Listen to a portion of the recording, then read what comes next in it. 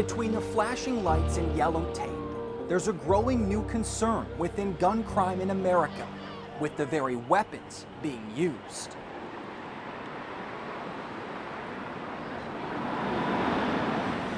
It's a new challenge in solving gun crimes, one that takes us to the ATF in Tampa.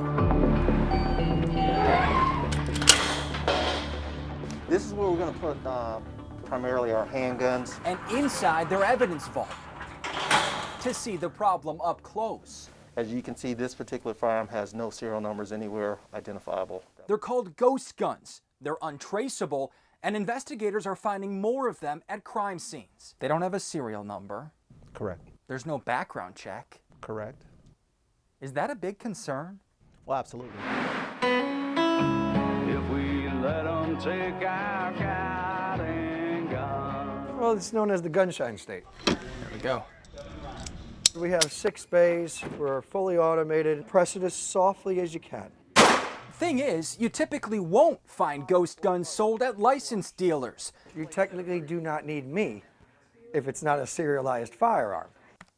Instead, they're often sold online as gun kits. Technically, they're unfinished firearms, so there's no serial number or background check required. Nothing to stop a criminal from buying one and building it. That seems like a bit of a loophole. Absolutely. Absolutely. But they can do that. In our current state, that's absolutely what we see a lot of. Our interest in untraceable guns led to a rare offer from the ATF, a rare look at exactly how they trace all guns used in crimes. But the actual work doesn't happen here, not even close. Watch your step. Thank you. DC to West Virginia. In fact, there's only one place in America where all crime guns are traced. Wow. There's not much out here. Martinsburg, West Virginia. Home to some 17,000 people and the ATF's National Tracing Center. So we're busier now than we've ever been. That's Neil Trotman, who led our tour of the facility. This is ATF's second largest facility. He got this out of the way quickly, so I will too. Tracing a gun is unlike anything you imagined. An officer will say, hey, we recovered a firearm. Can you punch in the serial number and tell me the history of this gun? And that's not at all how the system works. So, how does it work? What make, model, and caliber do you have? When a cop finds a gun at a crime scene, they call the tracing center. Workers here take down the information and start making their own calls. First to the gun manufacturer, then the wholesaler, and eventually the retail dealer, who will have what's called a Form 4473, a record of the gun sale. On that, the name of the person who bought it. That's a lot of steps. There are some steps. It's not just a snap of the finger. No. Let's go. Right here so we can.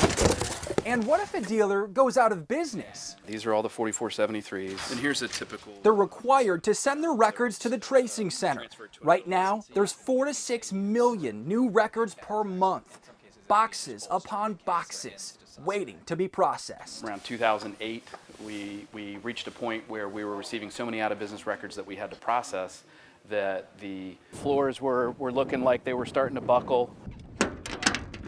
We had too many boxes inside, and we had to start storing some off-site. It started with 2 shipping containers in the parking lot. Now they have 35.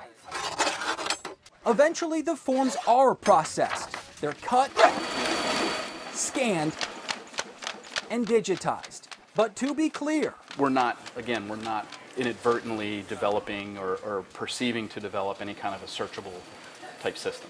Is that because there's such concern over that? Yes, that's exactly why. Because you've said that maybe 3 or 4 times. Yeah. that's because federal law prohibits them from creating a searchable database. When tracers comb through records, they can't just type in serial numbers and hit search. It's more like speed reading. And none of this is to mention the added challenge of ghost guns, which often can't be traced at all. Do you ever wonder, man, there's got to be a better way? No, I'm not going to answer that. Well, certainly that's probably the first thought that would come across any individual's mind, is that there has to be a better way. A pair of bills in Congress aim to modernize the tracing process, but so far, neither have made it out of committee. It's a change that can be made relatively easy, just that it's not going to come from ATF. It has to come from Congress. Making the already tall task of tracing guns and solving crimes in the Sunshine State even harder yet. For the NBC2 investigators, I'm Evan Dean.